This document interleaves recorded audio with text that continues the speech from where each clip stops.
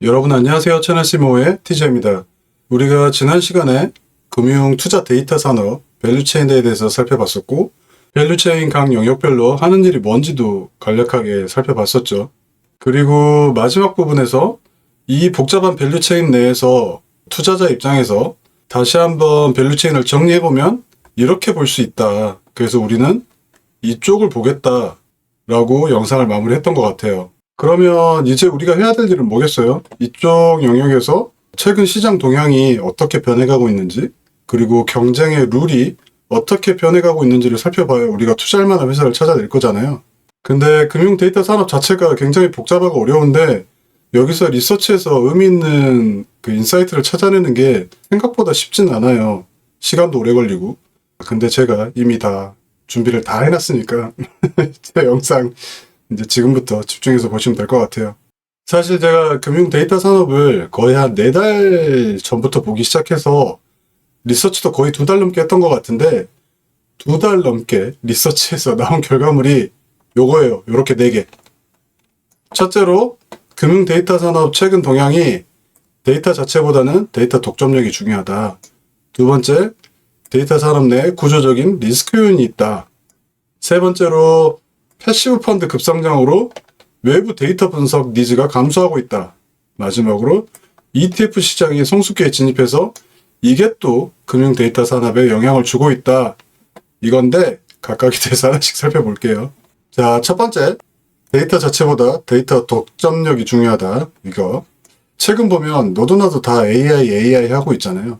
거의 모든 영역에서 로우 데이터, 가공되지 않은 원천 데이터를 입수해서 자기네들이 보유하고 있는 AI 시스템을 계속 학습시키고 해서 거의 모든 영역에서 기존의 업체들과 경쟁을 하고 있어요. 여기 금융 데이터 산업도 마찬가지여서 과거에는 로우 데이터를 수집해서 표준화하고 가공해서 고객들한테 전달해주는 이런 업체들이 굉장히 각광을 받았었거든요. 대표적인 게 팩트셋이나 블룸버그 같은 업체들. 근데 이런 업체들 위상이 지금 되게 애매해져 가고 있는 것 같아요. 그 이유가 로우 데이터만 수집할 수 있으면 AI가 알아서 다 표준화하고 정리하고 뭔가를 찾아서 고객들한테 전달해 줄 수 있으니까. 그리고 또 로우 데이터를 만들어내는 업체들 있잖아요. 뭐 대표적으로 거래소를 운영하는 업체들이 되겠죠. 호가 정보나 거래량이나 뭐 이런 것들이 있을 테니까.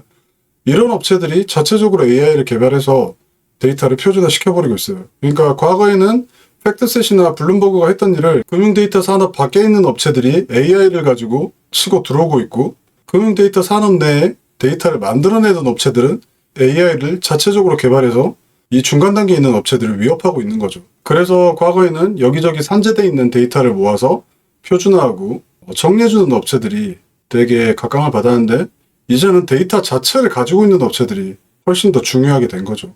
이게 금융 데이터 산업뿐만 아니라 모든 산업이 다 마찬가지인 것 같아요. 그 몇 달 전에 플래닛랩스라는 회사를 살펴봤었잖아요. 영상 만들었을 때가 치불이 조금 안 됐던 시기였는데 영상 올리자마자 그때 계속 쏴버렸잖아요. 지금은 거의 30불 근처까지 간 것 같은데, 이 플래닛랩스라는 업체도 각광을 받고 있는 이유가 위성 사진 데이터를 보유하고 있기 때문이죠. 위성 사진 데이터를 가지려면 일단 인공위성을 위에 띄워야 되는데 너도 나도 아무나 다 띄울 수 있는 것도 아니고, 아무튼 금융 데이터 산업 역시도 원천 데이터를 보유하고 있는 이런 업체들이 점점 더 각광을 받고 있다, 이런 것 같아요. 그러면 여기서 말하는 원천 데이터가 뭐냐 궁금하신 분은 지난번 영상 보세요. 지난번 영상에서 그 금융 데이터, 특히 원천 데이터에 대해서 자세히 설명해놨으니까 보시면 될 것 같습니다. 자, 그 다음 구조적인 리스크 요인이 존재한다. 그동안의 금융 데이터 산업은 대형 터미널 업체들이 시장을 장악하고 있어요. 대표적인 업체가 여기 보시면 블룸버그, 그 다음에 런던 스탁 익스체인지 그룹이 가지고 있는 레피니티브라는 이런 회사인데, 이런 회사들이 전 세계에서 생성되고 있는 금융 데이터를 쭉 모아서 정리하고 소팅하고 표준화시켜서 사업자들한테 판매를 했겠죠. 근데 이런 데이터를 돈을 주고 사는 업체들이 우리 같은 개인 투자자가 아니라 자산운용사겠죠. 그게 아니면 굉장히 큰 자본을 굴리는 헤지펀드던가. 근데 문제는 이런 데이터를 필요로 하는 사업자들이 자산 규모가 엄청 커야 될 거잖아요. 그 말은 곧 무슨 의미겠어요? 데이터를 사갈 사람이 그렇게 많지 않다는 거잖아요. 한정돼 있다는 거. 그리고 이미 이 두 업체들이 아까 언급했던 팩트셋까지 이런 업체들이 이미 그 고객들한테 판매를 다 하고 있어요. 그러니까 중소업체들이 가격 경쟁력이나 편의성을 가지고 들어와 봐야 고객을 뚫기가 쉽지가 않은 거죠. 그리고 기존에 이런 업체들도 추가로 고객을 찾기가 힘드니까 기존 고객들한테 더 비싼 모듈을 추가로 판매하는 이런 쪽으로 영업을 하고 있어요. 그러니까 이미 시장 자체가 포화 상태고 성장성이 둔화된 이런 상태로 볼 수 있는 것 같아요. 자, 그 다음에 패시브 펀드 급성장으로 외부 데이터 분석 니즈가 감소하고 있다. 이게 무슨 말이냐면 우리가 투자하는 펀드 상품은 크게 패시브하고 액티브로 구분이 돼요. 액티브 같은 경우는 펀드 매니저가 종목을 수시로 넣었다 뺐다 적극적으로 관여를 하면서 수익률을 극대화시키는 거고, 패시브 펀드는 그냥 지수를 그대로 추종하는 거예요. 펀드 매니저가 굳이 관여를 해서 펀드 내에 종목을 추가했다 뺐다 이러는 게 아니라 지수 개발사들이 분기별로 또는 1년에 한 번씩 비중을 조절할 때 그냥 그대로 맞춰서 조정만 해주는 거예요. 여러분들이 굉장히 많이 하시는 스파이, 슈드 이런 것들 있잖아요. 이런 것들이 대표적인 패시브 펀드죠. 자, 그럼 액티브 펀드 같은 경우는 펀드 매니저들이 펀드 내에 들어갈 종목들을 수시로 조정한다 그랬잖아요. 이 펀드 매니저들이 종목을 선정하고 고를 때 데이터가 당연히 필요하겠죠. 만약에 골드만삭스에서 바이 코리아라는 액티브 펀드를 출시했다고 가정을 할게요. 그러면 골드만삭스 내 바이 코리아 펀드를 운영하는 펀드 매니저는 당연히 우리나라 증권사에서 발행한 리서치 페이퍼나 보고서 같은 경우를 계속 사서 보겠죠. 그래서 10년 전 정도인 2015년 이때 액티브 펀드가 전체 펀드 시장의 70%를 차지했는데 지금은 보면 패시브 펀드가 55%나 돼요. 액티브 펀드 비중이 점점 줄어들수록 데이터 판매량은 그만큼 줄어들겠죠. 그리고 저 같은 개미 투자자들도 과거에는 이 리서치 페이퍼를 돈 주고 사실 사봤거든요, 저도.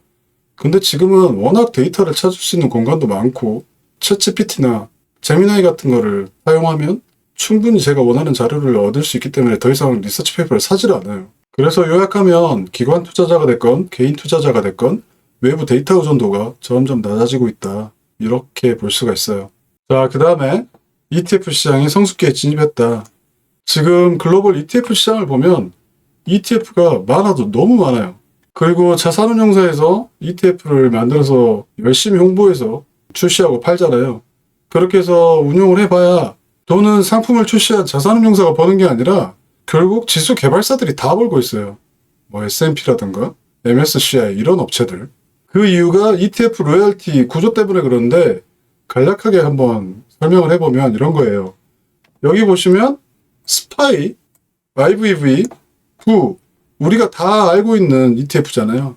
얘네들이 전부 다 S&P 500을 추종하는 ETF예요. 근데 스파이는 스테이트 스트리트라는 이런 자산운용사에서 출시를 한 거고, IVV는 블랙록에서 만든 거고, 는 뱅가드에서 만든 거예요. 예를 들어서 제가 스파이를 매수했다고 치면 스테이트 스트리트에서 만든 요거를 산 거겠죠. 제가 스파이 한 주 살 때 스테이트 스트리트라는 이 자산운용사는 S&P 500 지수를 만든 스탠다드 푸어스 있잖아요. 얘네들한테 로열티를 내야 돼요. 왜냐하면 지수 개발사들이 자산운용사한테 로열티를 청구하는 방식이 매년 운용 자산 규모의 0.02%에서 0.05%를 청구를 하는 거거든요.